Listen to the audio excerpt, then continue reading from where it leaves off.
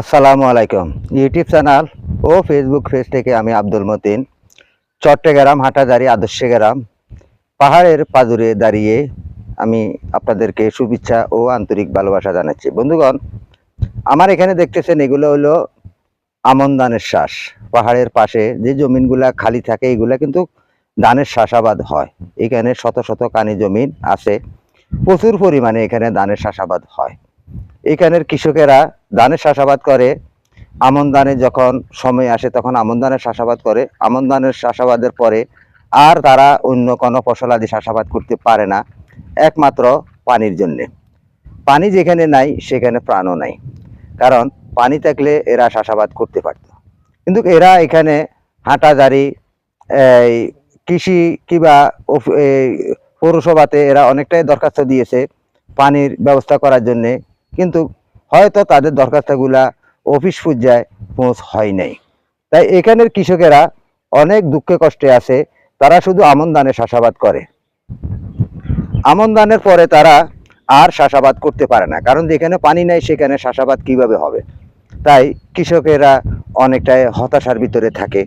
যাও তারা এখানে যদি পানির সেচ পাইতো তাহলে এখানে তারা রসুন, পেঁয়াজ কিংবা মশলা জাতীয় পণ্য এখানে চাষাবাদ করতে। দেখেন এখানে আমন ধান কিভাবে চাষাবাদ হয়েছে, কারণ এখানে প্রচুর পরিমাণে ধান হয়। এখানে কোনো পানিয়ে তলায় না, এখানে পানিয়ে ধান নষ্ট হয় না, কারণ পাহাড়ি এলাকা এই ধানগুলা হয়, অনেক ধান হয়, প্রচুর ধান হয়। এখানে আপনারা দেখতেছেন এই যে দুই পাশে এখানে কিন্তু একটা সড়ক, সড়কের এই পাশে ওই পাশে দুই পাশে কিন্তু এখানে ধানের চাষাবাদ করা হয়েছে। তারা একটাই প্রত্যাশা, তারা আমার এই ইউটিউব চ্যানেলে অনেকটাই সাক্ষাৎকার দিয়েছে এখানের কৃষক, তারা পানির কারণে তারা চাষাবাদ করতে পারতেছে না। এই যে দেখেন ওইদিকে কিন্তু এখানে পাহাড়ের পাশে এখানে বিভিন্ন রকমের সবজি এখন বর্ষাকালে তারা চাষাবাদ করছে। তাই এখানের কৃষকের একটাই প্রত্যাশা, তারা যদি পানি পায় তাহলে তারা এখানে চাষাবাদ করার জন্য উৎসাহ হবে, তারা চাষাবাদ করবে।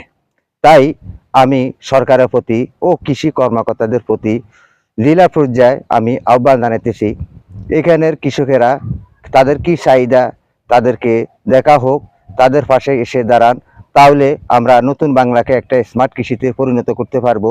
আপনারা জানেন আমাদের দেশে এখনও চালের দাম অনেক বৃদ্ধি, কিংবা আমরা রসুন, পেঁয়াজ, মশলা জাতীয় পণ্য আমরা বাইরের থেকে আমাদের দেশের অর্থ দিয়ে কিনে খেতে হয়। তাই কৃষকেরা যদি পানি পায় তাহলে তারা এখানে রসুন, পেঁয়াজ, বিভিন্ন রকমের সরিষা চাষাবাদ করতে পারবে, বাংলাদেশকে একটা নতুন স্মার্ট কৃষিতে পরিণত করতে পারবে। তাহলে তারা অনেকটাই স্বাবলম্বী হতে পারবে, তাদের বাল বাচ্চা নিয়ে, তারা বউ বাচ্চা নিয়ে সুন্দরভাবে অনায়াসে তারা দিন যাপন করতে পারবে। দেশেও কিন্তু চাউলের দাম কমে যাবে, মশলা জাতীয় পণ্যের দাম কমে যাবে। তাই সকলের প্রতি আহ্বান জানিয়ে আমি আব্দুল মতিন চট্টগ্রাম হাটাজারি আদর্শ গ্রাম থেকে বিদায় নিচ্ছি। ইউটিউব চ্যানেল ও ফেসবুক পেজ থেকে আন্তরিক ভালোবাসা অভিনন্দন জানিয়ে আমি এখান থেকে শেষ করলাম। আসসালামু আলাইকুম ওয়া রাহমাতুল্লাহি ওয়া বারাকাতুহু।